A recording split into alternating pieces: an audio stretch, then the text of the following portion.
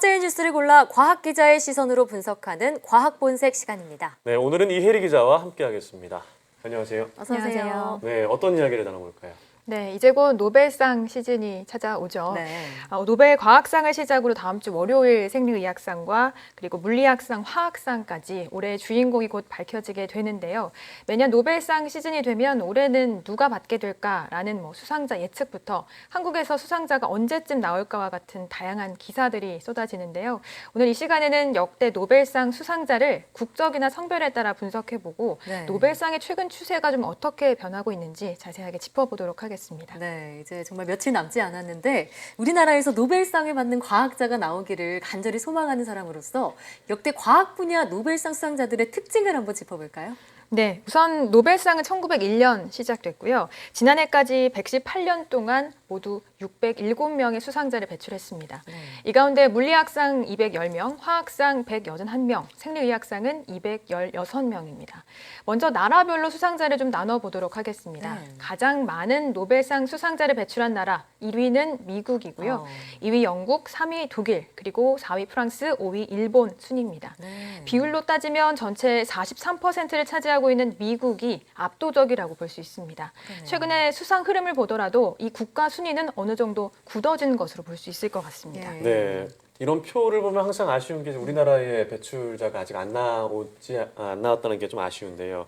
자, 아무래도 전통적으로 과학 분야의 어떤 강국에서 많이 배출되는 것 같다는 생각이 들어요. 네, 맞습니다. 좀 아쉬운 부분이 있는데 예. 이번에는 성별에 따라서 좀 수상자를 나눠보도록 하겠습니다. 노벨상 수상자 전체의 97%는 남성인데요. 여성은 전체 20명으로 3%에 불과합니다. 네. 이 대목에서 인류 역사상 가장 유명한 여성 과학자로 알려진 인물이 등장하는데요. 바로 마리 퀴리입니다. 네. 심지어 마리 퀴리는 1903년에 노벨 물리학상을 받았고요. 1911년에는 노벨 화학상을 수상하면서 노벨상을 2차례 수상한 과학자에도 이름을 올렸습니다. 네. 마리 퀴리처럼 노벨상을 2차례 받은 사람은 모두 4명에 불과합니다. 한 번 타기도 어려운 그 노벨상을 2번이나요. 우리가 앞서 살펴본 대로 이 노벨상 수상자가 이 과학 분야에서 여성이 차지하는 비율이 물론 작기는 하지만요. 작년 같은 경우에는 과학 분야에서 2명이나 노벨상을 수상하기도 했죠. 네, 맞습니다. 네, 그런 거 보면 약진이 좀 두드러지고 있는 거 아닌가 이런 생각도 드는데요. 네, 그렇습니다. 실제로 최근에 여성 과학자의 수상이 좀 많이 나오고 있습니다.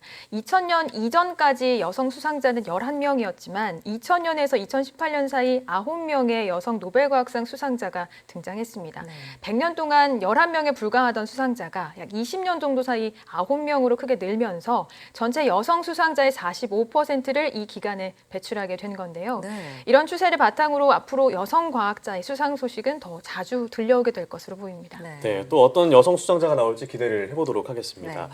자, 그런데 최근까지 노벨상의 흐름을 분석해봤을 때 어떤 주요한 특징 같은 게 있다고요? 네, 바로 공동 수상이 늘고 있다라는 겁니다. 예. 최근 이 수상 내용을 좀 보면 3명이 공동으로 수상하는 사례가 일반화되고 있다는 점을 확인할 수가 있는데요.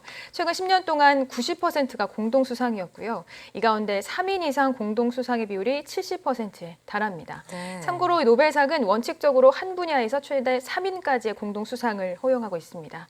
또 한 가지 두드러지는 점은 바로 수상자의 고령화인데요. 예. 지난해 한국연구재단에서 발간한 보고서를 보면 전체 기간 노벨상 수상자의 평균 연령은 57살에 도달한 것으로 나타났습니다. 예. 20세기 수상자들은 평균적으로 30대의 수상 주제에 대해서 연구를 시작했고요. 40대에는 연구를 완성하고 50대에 비로소 이 연구 결과가 주목받게 된다는 겁니다. 네. 핵심적인 논문이 나오기까지는 평균 17.1년이 걸렸고요. 핵심 논문이 나오고 난 이후 수상하기까지 평균 14.1년이 소요되면서 노벨상 수상까지 모두 31.2년이 걸리는 것으로 확인이 됐습니다.